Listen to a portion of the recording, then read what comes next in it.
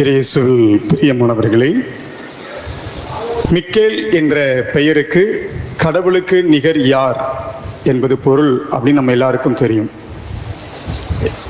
Michael என்கின்ற பெயருக்கு கடவுளுக்கு நிகர் யார் அப்படிங்கிறது தான் அர்த்தம் அப்படின்னு சொல்லி திருவையில் முதல் யார் இதை பற்றி பேசினார் அப்படின்னு சொல்லி சொன்னால், புனித பெரிய கிரகோரியார் என்று சொல்லப்படுகின்ற திருவையின் முதுபெரும் தந்தையாக இருக்கின்ற அவர் தான் மிக்கேல் என்கின்ற சொல்லுக்கு கடவுளுக்கு நிகர் யார் அப்படிங்கிறது தான் பொருள் அப்படின்னு சொல்லி சொன்னார். கடவுளுக்கு நிகர் யார் அப்படிங்கிறது நிச்சயமாக ஒரு கேள்வி அல்ல. அந்த கேள்வியில் பதிலை உள்ளடக்கியது. அது கடவுளுக்கு நிகர் யார் அப்படின்னா கடவுளுக்கு நிகர் யாரும் கிடையாது அப்படிங்கிற செய்தியை சொல்வது தான் அந்த வார்த்தை. உதாரணத்துக்கு நம்ம சாதாரணமாக பேசும்போது சொல்லுவோம், யாரையாவது ஒருத்தரை பற்றி சொல்லணும்னா, உங்களை மாதிரி யாரும் வர முடியுமா, உங்கள் அளவுக்கு யாரும் வர முடியுமா அப்படின்னு கேட்குறோம். அப்படின்னா யாரும் வர முடியாது அப்படிங்கிறது தான் அதில் பொதிந்திருக்கின்ற பொருள். அவர் அளவுக்கு யாரும் வர முடியாது அப்படின்னு சொல்கிறத ஒரு கேள்வி வாக்கியமாக நான் என்ன பண்ணுறோம் அப்படி சொல்கிறோம், உங்களை மாதிரி யாரும் வர முடியுமா அப்படின்ட்டு. அப்போ கடவுளுக்கு நிகர் யார் அப்படின்னு ஒரு கேள்வியை முன்வைப்பதாக அந்த மிக்கேல் என்கின்ற சொல் இருக்குது அப்படின்னு சொல்லி சொன்னால், அது பதிலை உள்ளடக்கியது தான். கடவுளுக்கு நிகராக யாரும் இருக்க முடியாது அப்படிங்கிறது. விவிலியத்தை பொறுத்த வரைக்கும் பார்த்தீங்க அப்படின்னா, கடவுளுக்கு நிகராக யாரும் இருக்க முடியுமா அப்படிங்கிறது மட்டுமல்ல, கடவுளுக்கு நிகராக யாரையும் வைத்து பார்ப்பதை கடவுள் வெறுப்பவராக இருக்கிறார் அப்படிங்கிறத விவிலியத்தில் நாம் பார்க்க முடியும். விவிலியத்தின் பழைய ஏற்பாடு தொட்டு விவிலியத்தின் நிறைவு வரைக்கும் நீங்கள் பார்த்தீங்க அப்படின்னு சொல்லி சொன்னால், கடவுள் ஒருவர் தான், அவரை தவிர வேற எந்த கடவுளும் கிடையாது. அவருக்கு நிகராக எந்த கடவுளையும் நாம வைத்திருப்பது கடவுளுக்கு ஏற்பில்லாதது, கடவுளுடைய கோபத்திற்கு உள்ளாக்கக்கூடியது, கடவுளுடைய தண்டனை தீர்ப்புக்கு நம்மை ஆளாக்கக்கூடியது அப்படிங்கிறது விவிலியத்தில் சொல்லப்பட்டிருக்கின்றது. கடவுள் நமக்கு கொடுத்த 10 கட்டளைகளில் முதல் கட்டளை அதுதான். அப்படிதானே? உன்னுடைய கடவுளாகிய ஆண்டவர் நானே, நம்மை தவிர வேறு கடவுள் உனக்கு இல்லாதிருப்பதாக அப்படிங்கிறது தான். இப்போ இதை விவிலியத்தில் சிலை வழிபாடு அப்படிங்கிற மாதிரியான ஒரு வார்த்தையில் குறிக்கப்பட்டிருக்கின்றது. அதாவது சிலை வழிபாடு அப்படிங்கிறத 2 வகையாக புரிந்து கொள்வதுண்டு. பொதுவாக இந்த பிற சபை சகோதரர்கள் புரிந்து கொள்கின்ற மாதிரி சிலை வழிபாடு அப்படின்னு சொல்லி சொன்னால், ஒரு உருவத்தை செய்து வைத்து அந்த உருவத்தை ஆராதிப்பது அப்படிங்கிறது. ஏன்னா அந்த பின்னணியில் தான் கத்தோலிக்கர்கள் சிறுவங்களை வைத்து வணங்குகின்றார்கள், ஆராதிக்கின்றார்கள், சிலை வழிபாடு செய்கிறார்கள் அப்படின்லாம் குற்றச்சாட்டு சொல்வதுண்டு.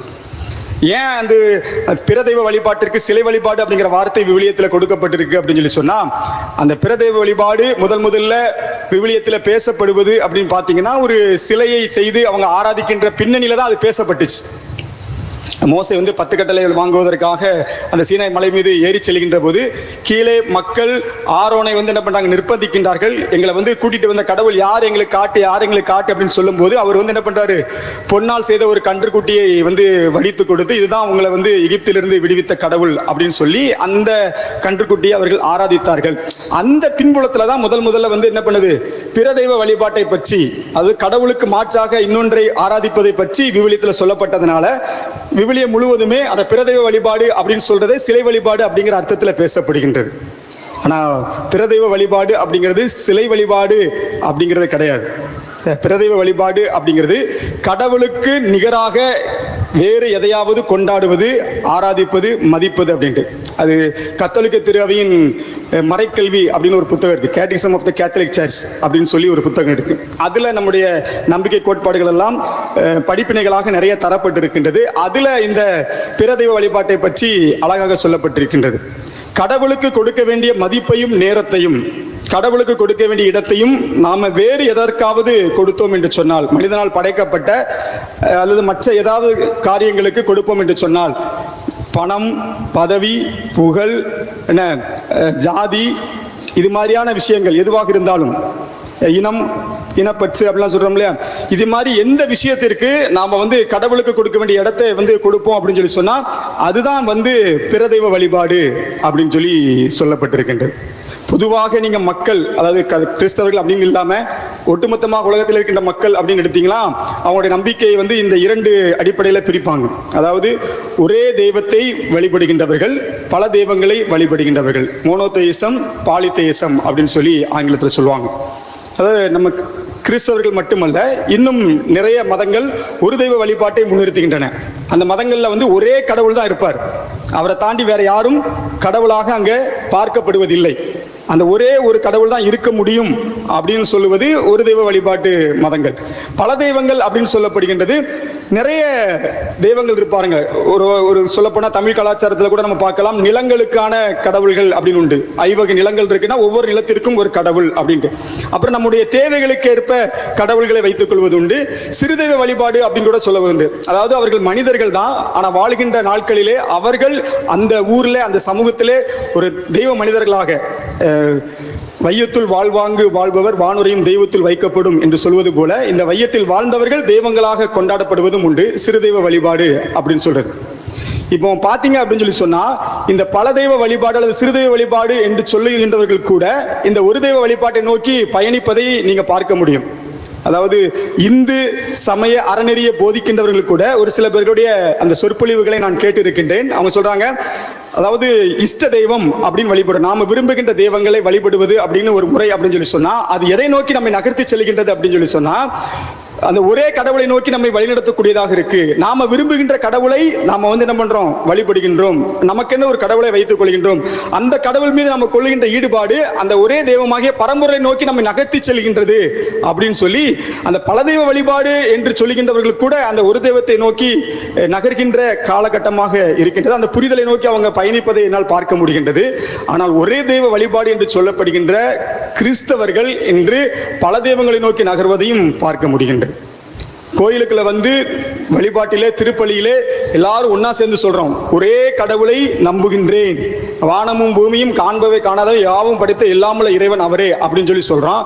ஆனா சொல்லிட்டு நம்ம வெளியில போகின்ற போது நம்ம தொழில் சார்ந்தோ அல்லது நோய் நொடி சார்ந்தோ இன்னொரு தெய்வத்தை நாடி செல்வது நமக்கெல்லாம் நிறைய பேருக்கு சர்வ சாதாரணமாக இருக்கின்றது. பேய்க்கு பார்க்கறதுக்கும் நோய்க்கு பார்க்கறதுக்கும் மாந்திரியர்களையும் மந்திரவாதிகளையும் பிற தெய்வங்களையும் தேடி செல்கின்றது இன்னைக்கு கத்தோலிக்கர்கள் மத்தியில் கூட ரொம்ப சர்வசாதாரணமாக நடப்பதை பார்க்க முடிகிறது. எத்தனை பேர் இங்க இருக்கிறதுல எத்தனை பேர் உங்க காலில் கருப்பு கயிறு கட்டி இருக்கீங்க அப்படின்னு எனக்கு தெரியல. நான் நிறைய இடங்கள்ல பார்த்து சொல்லியிருக்கிறேன், இந்த கருப்பு கயிறு எந்த தெய்வம் உங்களுக்கு கொடுத்தது, இல்லை எந்த கத்தோலிக்க நம்பிக்கையில உங்களுக்கு சொல்லி கோயிலில் மந்திரிச்சு கொடுத்தாங்களா அப்படின்னு தெரியல. நம்ம நிறைய இதை காப்பி அடிச்சு கடைசியாக கையில கட்டுறது அப்படி இப்படின்னு நிறைய வைக்கிறோம், அது ரெண்டாவது. ஆனா இருந்தாலும் ரொம்ப எக்ஸ்பிளிசிட்டா நம்மளுடைய அறிவுக்கு புரிகின்ற மாதிரியே நம்ம தேடி சென்று ஒரு பிற சக்தி இருக்கு, இந்த கயிறை கட்டுனா எனக்கு நோய் நொடி அன்றாடு காத்து கருப்பு அண்டாது அல்லது ஒரு தீயம் எனக்கு வராது அப்படின்னு சொல்லி நம்பி அந்த கயிறை நீங்க கெட்டுறீங்க அப்படின்னு சொல்லி சொன்னா, அப்ப நீங்க இங்க நான் ஒரே கடவுளை நம்புகிறேன் அப்படின்னு சொல்றது பொய் தானே. காலில் கருப்பு கயிறை கட்டிக்கிட்டு இங்க ஒரே கடவுளை நம்புகிறேன் அப்படின்னு சொல்றது கண்டிப்பாக பொய்யா தானே இருக்க முடியும், அப்படிதானே? எனவே பிற தெய்வ வழிபாடு என்று சொல்வது கடவுளுக்குரிய அந்த முதன்மை இடத்தை ஒரே இடத்தை கொடுக்கிறது. அப்படிதான் அதான் புதிய ஏற்பாட்டில் வருகின்ற போது எப்படி இயேசு சொல்லியிருப்பார் அப்படின்னு சொல்லி சொன்னா, முழு உள்ளத்தோடும் முழு இதயத்தோடும் உன் கடவுளாகிய ஆண்டவரை நம்புவது அப்படின்னு சொல்லியிருக்கு. எனவே நம்முடைய இதயத்தில் முழுவதுமாக கடவுளுக்கு கொடுத்தா மட்டும்தான் நாம் அந்த ஒரே கடவுளை நம்புகிறோம் அப்படின்னு சொல்லி அர்த்தம். கடவுளையும் நான் வச்சுக்கிருவேன், என் தேவைக்கென்று பிற தெய்வங்களையும் நான் வச்சுக்கிருவேன், அல்லது என் தேவைக்கென்று பிற காரியங்களையும் அந்த இடத்துல நான் வச்சுக்கிருவேன், முதன்மையான காரியங்களாக வைத்துக் கொள்வேன் அப்படின்னு சொல்லி சொன்னா, நிச்சயமாக நாம தான் பல தெய்வ வழிபாட்டு செய்கின்றவர்களாக இருப்போம். இதையும் கடந்து நீங்க பாத்தீங்கன்னா, அதாவது கடவுள் அல்லாத பிற சக்திகளை தேடி செல்வது மட்டும்தான் பிற தெய்வ வழிபாடா அப்படின்னு சொல்லி சொன்னீங்கன்னா அது மட்டும் கிடையாது. அதுக்காக தான் இந்த விஷயம், அதாவது பிற தெய்வ வழிபாடு பிற தெய்வங்களை தேடி செல்வது உண்மையிலே கத்தோலிக்கர்கள் மத்தியில் நிறைய பேர் ரொம்ப சாதாரணமாக ஒரு குற்ற உணர்ச்சி இல்லாமல் செய்றீங்க அப்படின்னு சொல்லி சொன்னாலும் நிச்சயமாக அது சொற்ப மக்களாகத்தான் இருக்க முடியும். ஆனால் அதை கடந்து இருக்கின்ற பெரும்பான்மையானவர் செய்கின்ற பிற தெய்வ வழிபாடு அப்படின்னு ஒன்று இருக்கு, புரியுதா?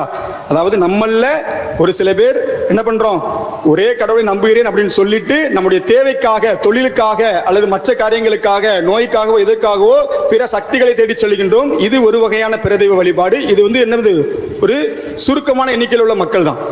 இங்கே 2000 குடும்பம் இருக்கீங்க அப்படின்னு சொல்லிச்சுன்னா 2000 குடும்பமும் இதே மாதிரி கண்டிப்பாக செய்ய மாட்டீங்க. ரொம்ப சர்வசாதாரணமாக செய்கின்ற ஒரு காரியமாக இருந்தாலும் இதில் ஏறக்குறைய என்ன ஒரு 300 குடும்பங்களோ அல்லது ஒரு 400 குடும்பங்களோ இருப்பீங்கன்றவங்களோ என்ன பண்ணுவீங்க, இது மாதிரியான காரியங்களை செய்பவர்களாக இருப்பீர்களாக இருக்கும். ஆனால் பெரும்பான்மையான கத்தோலிக்கர்களாக நாம் செய்கின்ற பிற தெய்வ வழிபாடு அப்படின்னா என்ன அப்படின்னு சொல்லி சொன்னால், அந்த கத்தோலிக்க திருவை அந்த மறைக்கல்வி படிப்பினை சொல்லி தருகின்ற மாதிரி கடவுளுக்குரிய இடத்தையும் கடவுளுக்குரிய மதிப்பையும் வேற எதுக்காவது நம்ம கொடுத்தோம் அப்படின்னு சொல்லி சொன்னா அதுதான் என்னது, பிற தெய்வ வழிபாடு. இப்போ உதாரணத்துக்கு சொல்லணும் அப்படின்னு சொல்லி சொன்னா, திருப்பலி கடவுளுக்கான நேரம். இந்த திருப்பலியில் நிறைய பேரால முழுமையாக பங்கெடுக்க முடியவில்லை. தொடக்கத்தில் முழுமையாக பங்கெடுக்க முடியவில்லை. அதுக்கு என்ன காரணம் அப்படின்னு நீங்க கேட்டீங்க அப்படின்னா, அதுக்கு என்ன காரணம் நீங்க சொன்னாலும் அது உங்களுடைய பிரதெய்வ வழிபாடு. ஒருவேளை நான் இது திருப்பலிக்கு வரும்போது சுத்தமாக நீட்டா வரணும், நல்ல ஒரு தோற்றத்தோட வரணும் அப்படிங்கிறதுக்காக நான் என்னை அலங்கரித்து கொண்டிருந்தேன், அதனால திருப்பலிக்கு தாமதமாயிட்டு அப்படின்னு சொல்லி சொன்னா, அங்க கடவுளுக்குரிய நேரத்தை நீங்க யாருக்கு கொடுத்திருக்கிறீங்க?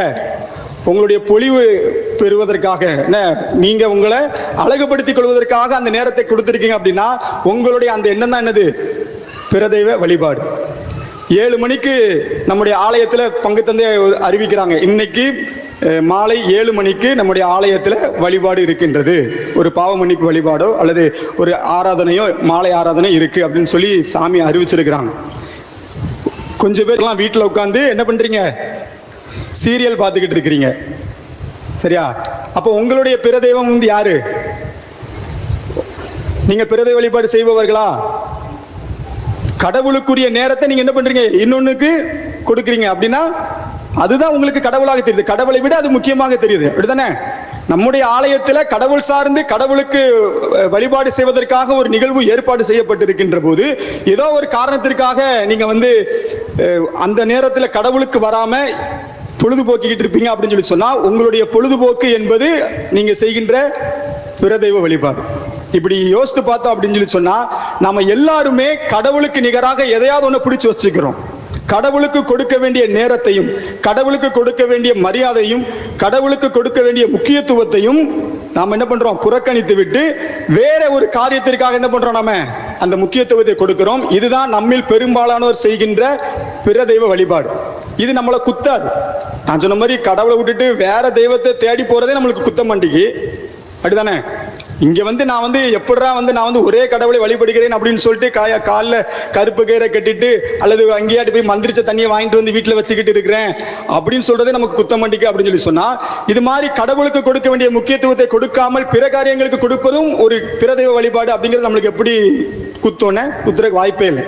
எனவே அதைத்தான் இன்னைக்கு உங்களுக்கு நான் சுட்டி காட்ட விரும்புகின்றேன். நம்ம நிறைய விஷயங்களை நம்முடைய வாழ்க்கையில ரொம்ப யதார்த்தமாக சர்வ சாதாரணமாக என்ன பண்றோம்? பிற தெய்வங்களாக கொண்டாடி கொண்டிருக்கின்றோம். அதாவது கடவுளுக்கு கொடுக்க வேண்டிய அந்த இடத்தையும் நேரத்தையும் மதிப்பையும் பிற காரியங்களுக்கு கொடுத்து அவற்றை நாம் என்ன பண்றோம்?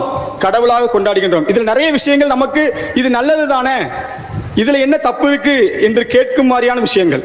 நான் ஒரு உதாரணத்துக்கு சொல்லணும் அப்படின்னு சொல்லி சொன்னா, பணமும் படிப்பும் இன்னைக்கு பிற தெய்வமாக கொண்டாடப்படுகின்றது அப்படிங்கிறது என்னுடைய கருத்து. இது எத்தனை பேர் ஏற்றுக்கொள்வீங்க அப்படின்னு தெரியல.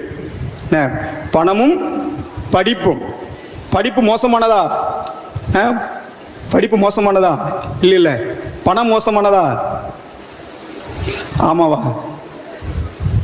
அதாவது பணமும் படிப்பும் இன்னைக்கு பிற தெய்வங்களாக கத்தோலிக்கர்களால் கொண்டாடப்படுவதை நான் பார்க்கின்றேன். அது கடவுளுக்கு கொடுக்க வேண்டிய இடத்தை பணத்திற்கும் படிப்புக்கும் கொடுக்கக்கூடிய ஒரு மனநிலை.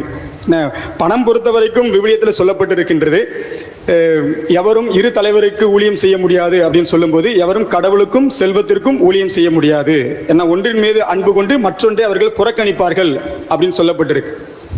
இயல்புல பார்க்கின்ற போது பணம் சம்பாதிப்பது அப்படிங்கிறது ரொம்ப மோசமான ஒரு காரியமா இல்லை. செல்வம் கடவுள் அருளும் ஆசீர் அப்படின்னு சொல்லி விவிலியத்தில் சொல்லப்பட்டிருக்கின்றது. ஆனால் என்ன பிரச்சனைனா, இந்த பணமும் படிப்பும் ஒரு நெருப்பு மாதிரி. ஒரு நெருப்பை வச்சு நம்ம என்ன பண்ணலாம்? இருளை அகற்றலாம். நம்ம வீடு இருட்டா இருக்கு, கரண்ட் இல்லை அப்படின்னு சொல்லி சொன்னா என்ன பண்ணலாம்? நம்ம நெருப்பை ஏற்றி ஒரு விளக்கை ஏற்றி என்ன பண்ணலாம்? இருண்டு இருக்கின்ற அந்த வீட்டிற்கு ஒளியேற்றலாம். ஆனால் அதே நெருப்பை நம்ம சரியாக கையாள தவறினோம் அப்படின்னு சொல்லி சொன்னா என்ன ஆகும்? ஒரு சின்ன தீக்குச்சி தான் பொருத்தி அந்த திரிப்பில் கொளுத்துவதற்கு பதிலாக பொருத்தி தவற விட்டு வீட்டில் ஓலை மேலேயோ அல்லது ஒரு துணி மேலேயோ தூக்கி போட்டுட்டீங்க அப்படின்னு என்ன ஆகும்? வீடு எரிஞ்சு போயிடும். இதுதான் பணத்தையும் படிப்பையும் கையாளுவதில் கவனமாக இருக்க வேண்டும் அப்படின்னு சொல்றது அதுதான். ஏன்னா இன்னைக்கு நாம நிறைய நேரங்களில் இந்த சிறு அளவு ஏற்ற வேண்டிய, இந்த தீபமாக ஏற்ற வேண்டிய நெருப்பை வீடு ஃபுல்லாக கொளுத்தி விட்டு என்ன பண்றோம்? நம்மை அழித்து கொண்டிருக்கின்றோம். உதாரணத்திற்கு சொல்லணும் அப்படின்னு சொல்லி சொன்னா, நம்முடைய மறை மாவட்டத்தில் ஒரு மூத்த குருவானவர் அருட்தந்தை ஸ்டீஃபன் கோமஸ் அப்படின்னு ஒரு ஃபாதர் இருக்கிறாங்க. அவங்க வலம்புரிநாதம் அப்படின்னு ஒரு அமைப்பு வச்சிருக்காங்க. அந்த அமைப்பிலிருந்து நிறைய ஆய்வுகள் எல்லாம் செய்து கொண்டிருக்கின்றார்கள். மக்கள் சார்ந்து நிறைய ஆய்வுகள் எல்லாம் செய்து கொண்டிருக்கின்றார்கள். அப்போ அவங்க ஒரு ஆய்வு நடத்தி ஒரு குருக்கள் கூட்டத்தில் பகிர்ந்து கொண்டாங்க. அதாவது வழக்கமாக கடற்கரை கிராமங்களை பற்றி சொல்லும்போது, நம்முடைய மறை மாவட்டத்தில் இருக்கிற கடற்கரை கிராமங்கள் பாரம்பரிய கிறிஸ்தவர்கள் அப்படின்னு சொல்லி சொல்லுவாங்க. ஆனா இன்னைக்கு அந்த பாரம்பரிய கிறிஸ்தவர்கள் மத்தியிலும் சபைக்கு போகின்ற வழக்கம் அதிகரித்து கொண்டிருக்கின்றது. ஏன் அவங்க சபைக்கு போறாங்க? பாரம்பரிய கிறிஸ்தவர்கள் என்று சொல்லக்கூடியவர்கள், மாதா மேல அதீத பக்தி என்று சொல்லக்கூடியவர்கள் எப்படி மாதாவை புறக்கணிக்கின்ற சபைக்கு எப்படி நகர்ந்து செல்கின்றார்கள் அப்படின்னு சொல்லி அந்த தந்தை ஒரு ஆய்வு மேற்கொண்டாங்க. அப்ப அந்த ஆய்வின் முடிவில் தந்தை சொல்றாங்க, அந்த பிற சபைகளினுடைய போதனையினால் ஈர்க்கப்பட்டோ, பிற சபையினுடைய போதனைகளால் ஈர்க்கப்பட்டோ அல்லது அந்த வழிபாடு முறைகளால் கவரப்பட்டோ மக்கள் பிற சபைக்கு போறாங்க அப்படிங்கிறது பெரும்பான்மை அல்ல. பெரும்பான்மையானவர்கள் அந்த பிற சபையினுடைய போதனைகளால் ஈர்க்கப்பட்டோ, அந்த வழிபாடு முறைகளால் கவரப்பட்டோ அல்லது அதுல ஒரு பெரிய அனுபவம் பெற்றோ நகர்ந்து செல்பவர்களாக இல்ல. பெரும்பாலானவர் எப்படி போறாங்க அப்படின்னு சொல்லி சொன்னா, பங்கு தந்தை கூடயோ அல்லது ஊர் கமிட்டி கூடயோ சண்டை போட்டு தான் என்ன பண்றாங்க, நிறைய பேர் சபைக்கு போறாங்க. சபைக்கு போறதுல பெரும்பான்மையானவர் எதுக்காக போறாங்க அப்படின்னா, ஒன்னு பங்கு தந்தை கூட அவங்களுக்கு இருக்கிற சண்டை, அப்படி இல்லைன்னா ஊர் கமிட்டிக்காரங்க கூட சண்டை. இதற்கு என்ன காரணம் அப்படின்னு பார்க்கின்ற போது, அந்த மக்கள் மத்தியில வளர்ந்திருக்கின்ற பணமும் படிப்பு தான் அப்படின்னு சொல்லி சொல்றாங்க. எப்படி பணமும் படிப்பு எப்படி அவங்கள சண்டை போட்டு சபைக்கு போக வைக்குது அப்படின்னு சொல்லி சொன்னா, அந்த கடற்கரை கிராமங்கள்லாம் ஒரு சில வழக்கங்கள் ஊர் கட்டுப்பாடு அப்படின்னு சொல்லி இருக்கும். உதாரணத்துக்கு சொல்லணும் அப்படின்னு சொல்லி சொன்னா, ஒரு திருமணம் முறையற்ற திருமணமாக நடந்திருக்கிறது. ஒரு பையன் முறையாக திருமணம் செய்யாமல் ஒரு பொண்ணை காதலித்து அவன் திருமணம் செய்து கொண்டான், அல்லது தண்ணியிலே அவங்க 2 பேரும் திருமணம் செய்யாமல் அவர் வீட்டில் வாழ்ந்துகிட்டு இருக்கிறாங்க அப்படின்னு சொல்லி சொன்னா, அந்த திருமணத்தை முறைப்படுத்த வேண்டும் அப்படின்னு சொல்லி சொன்னா அவங்க ஊர்ல கட்டுப்பாடு வச்சிருக்கிறாங்க. தலையில முள்முடி வைக்கணும், கையில மெழுகுவர்த்தி பிடிக்கணும், ஆலய முற்றத்துல முட்டு போட்டு நடந்து வரணும் அப்படின்னு சொல்லி வச்சிருக்காங்க. இது ஏற்புடையாத ஒரு முறையாக இருக்கலாம். நாங்களே கூட அங்கே பணி செய்கின்ற காலத்தில் அதை டிஸ்கரேஜ் பண்ணியிருக்கோம். நாங்கள் பணி செய்த ஒரு பங்குலாம் அதை சொல்லி அதை நிறுத்தி வைத்திருக்கிறோம். சும்மா ஒரு மன்னிப்பு அப்படிங்கிற மாதிரி கேட்குற மாதிரி வச்சுக்கிறோம். இப்படிலாம் முள்முடி வைக்கணும், மெழுகுத்திரி பிடிக்கணும் அப்படிங்கிறலாம் சரியான முறையாக இருக்காது அப்படின்னு சொல்லியிருக்கிறோம். ஆனால் இது ஊர்கட்டுப்பாடு என்று ஒரு காலத்தில் இருக்கின்ற போது, ஒரு காலத்தில் எல்லாரும் படிப்பறிவு இல்லாதவர்களாக அல்லது எல்லாரும் பெரிய பணம் படைத்தவர்களாக இல்லாமல் இருந்திருப்பாங்க. ஊர்ல ஒரு கட்டுப்பாடு வைக்கும் போது அதை செய்வதற்கு அவங்களுக்கு பெரிய ஒரு வருத்தமோ எதுவோ இல்லை. ஆனா இன்னைக்கு இவர்கள் படித்தவர்களாக பணம் படைத்தவர்களாக மாறினதுக்கு அப்புறம் அதை என்ன பண்ண ஒரு பெரிய கௌரவ குறைச்சலாக நினைக்கிறாங்க. ஊர் கமிட்டி அப்படின்னு சொல்லி அதில் இருக்கிறவங்க படிக்காதவனா இருக்கிறான், இவன் சொல்றதை நான் கேட்கணுமா? அதுக்கு நான் ஒரு சபைக்கு போனா அங்க என் மகளுடைய கல்யாணத்தை என்ன பண்ணிடுவேன், நான் ஜாம்னு எடுத்துட்டு போயிடுவேன். அதுக்கு எதுக்கு நான் இவங்கிட்ட போய் நிக்கணும் அப்படிங்கிற மாதிரியான எண்ணம். இது உதாரணத்துக்கு சொல்றேன். இதே மாதிரி பணமும் படிப்பும் வந்ததுக்கு அப்புறம் தன்னை ஒரு கௌரவம் அப்படின்னு சொல்லி நிலைநிறுத்தி கொண்டு அந்த கௌரவத்திற்காக சபைக்கு போறவங்க தான் ஜாஸ்தி அந்த பகுதிகளில் அப்படின்னு சொல்லி அந்த தந்தை ஒரு ஆய்வு செய்து அதன் முடிவை தெரிவித்தார்கள். உண்மைக்கு யதார்த்தத்திலையும் பார்த்தீங்க அப்படின்னு சொல்லலாம், இன்னைக்கு நிறைய நேரங்களில் நம்ம பெறுகின்ற அறிவு என்பது நம்மை கடவுள்கிட்ட இருந்து பிரிக்கக்கூடிய ஒன்றாக இருப்பதாக பார்க்கின்றேன். இன்னைக்கு ஏன் பிள்ளைகள்லாம் திருப்பலிக்கு வர மாட்டேங்கு, மறைக்கல்வி வகுப்புகளுக்கெல்லாம் வர மாட்டேங்கு நிறைய பிள்ளைகள் அப்படின்னு பார்த்தீங்கன்னா, ஒரே எக்ஸ்ட்ரா கரிக்குலர் ஆக்டிவிட்டிஸ் தான். படிக்கணும், டியூஷனுக்கு போகணும், சிலம்பம் கற்றுக் கொடுக்கணும், கராத்தே கற்றுக் கொடுக்கணும், மியூசிக் கற்றுக் கொடுக்கணும், இப்படி 1000 விஷயங்களை பிள்ளைகளுக்கு கற்றுக் கொடுக்கணும் அப்படின்னு சொல்றோம். ஆனால் பிள்ளைகளுக்கு தெய்வ பயத்தை கற்றுக் கொடுக்கணும், பக்தியை கற்றுக் கொடுக்கணும் அப்படிங்கிறது நமக்கு பெருசாக தெரியறதில்லை. அப்போ அங்கே உங்களுடைய கராத்தே கிளாஸும் உங்களுடைய சிலம்பம் கிளாஸும் தானே அங்கே உங்களுக்கு கடவுளாக தெரியுது. காலையில் திருப்பலிக்கு உங்க பிள்ளைகள் வருவதை விட ஒரு கராத்தே கிளாஸுக்கோ ஒரு சிலம்பம் கிளாஸுக்கோ உங்க பிள்ளை போறது உங்களுக்கு பெருசா தெரிஞ்சிச்சு அப்படின்னு சொல்லி சொன்னா, அதுக்காக நான் அதெல்லாம் கற்றுக்கொள்ளக்கூடாது அப்படிங்கிறது சொல்லலை. ஆனால் எதற்கான முக்கியத்துவத்தை ரீப்ளேஸ் பண்ணுது அப்படிங்கிறது முக்கியம். சரியா? நீங்க அந்த சிலம்பத்திற்காக உங்களுடைய இன்னொரு பொழுதுபோக்கை விட்டு கொடுக்கலாம், அல்லது அந்த படிப்பிற்காக உங்க வீட்டில் செய்கின்ற வேற ஒரு காரியத்தை விட்டு கொடுக்கலாம். ஆனா நீங்க என்ன பண்றீங்க, அதையெல்லாம் விட்டு கொடுக்க தயாராக இருக்க மாட்டீங்க. ஆனா கடவுளுக்கான நேரத்தை அதற்காக விட்டு கொடுக்கறதுக்கு என்ன பண்றீங்க, தயாராக இருக்கின்றீங்க. இதுதான் இன்னைக்கு நாம செய்கின்ற சிலை வழிபாடாக இருக்கின்றது. எனவே நாம ஒவ்வொருவரும் தனிப்பட்ட முறையில் யோசிப்போம். கடவுளுக்கு நிகர் யார் அப்படிங்கிற அந்த கேள்வி, இந்த மிக்கேலையோடைய பேரை சொல்லும் போதெல்லாம் கடவுளுக்கு நிகர் யார் அப்படிங்கிற கேள்வி முன்வைக்கப்படுது அப்படின்னு சொல்லி சொன்னா, நம்ம ஒவ்வொருவரும் தனிப்பட்ட முறையில் யோசித்து பார்ப்போம். நம்ம ஒவ்வொருவருக்கும் நம்ம கடவுள் வச்சிருக்கிறோம், ஒவ்வொருவருக்கும் முக்கியமானதாக. நான் சொன்ன மாதிரி படிப்பு நிறைய நேரங்களில் கடவுளுக்குடைய இடத்தை ரீப்ளேஸ் பண்ணிருக்கு அப்படின்னு சொல்லி சொன்னா, அது எல்லாருக்கும் இல்லை. நிறைய பேர் படிப்பை பெருசா நினைக்கிறது இல்லை, அது சரியும் கிடையாது தான். படிப்பு கல்வி என்பது அவசியம்தான், ஆனா அது கடவுளுக்குரிய இடத்துல போய் இருக்கிறது தான் தப்பு. புரியுதா? பணம் என்பது நம்ம வாழ்க்கையில தேவைதான், உழைக்கணும், சம்பாதிக்கணும். நிச்சயமாக பணம் படைத்தவர்கள் ஒரு பீஸ்ஃபுல்லான லைஃப் வாழ்வதற்கான வாய்ப்புகள் இருக்குதான், நிறைய அழுத்தங்களை கடந்து வாழ்வதற்கான வாய்ப்பு இருக்குதான், அவசியம் தான். ஆனா அது கடவுளுக்கான இடத்துல போய் உட்கார்றதுதான் தப்பு. உங்க பிள்ளைகளுக்கான திறமையை வளர்ப்பது தேவையானது தான். ஆனால் அதற்கு நீங்க கடவுளுக்குரிய நேரத்தை எடுத்து தான் அங்க கொடுக்கணும் அப்படிங்கிறது தான் தவறு. எனவே உங்களுடைய வாழ்க்கையில நீங்க எதை கடவுளாக வைத்து வழிபட்டு கொண்டிருக்கிறீர்கள் அப்படின்னு யோசித்து பாருங்க.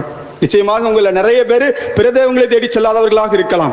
ஆனா கண்டிப்பாக நம்ம நிறைய பேர் என்ன பண்றோம் அப்படின்னு சொல்லி சொன்னா, கடவுளுக்குரிய நேரத்தை, கடவுளுக்குரிய மரியாதை, கடவுளுக்குரிய முக்கியத்துவத்தை நம்ம வாழ்க்கையில் ஏதாவது ஒண்ணுக்கு, நம்ம சார்ந்த அமைப்புகளுக்கு, நம்ம சார்ந்த கட்சிகளுக்கு, நம்ம சார்ந்த ஒரு ஜாதிக்கு, நம்ம சார்ந்த ஒரு இன்னொரு அமைப்புக்கு, அதில் நான் சொன்ன மாதிரி பொழுதுபோக்கிற்கு, நம்ம அழகுபடுத்திக் கொள்வதற்கு, இப்படி நிறைய விஷயங்கள் என்ன பண்றோம், நம்ம கடவுளுக்கான நேரத்தையும் இடத்தையும் அந்த காரியங்களுக்கு என்ன பண்றோம், கொடுக்கின்றோம்.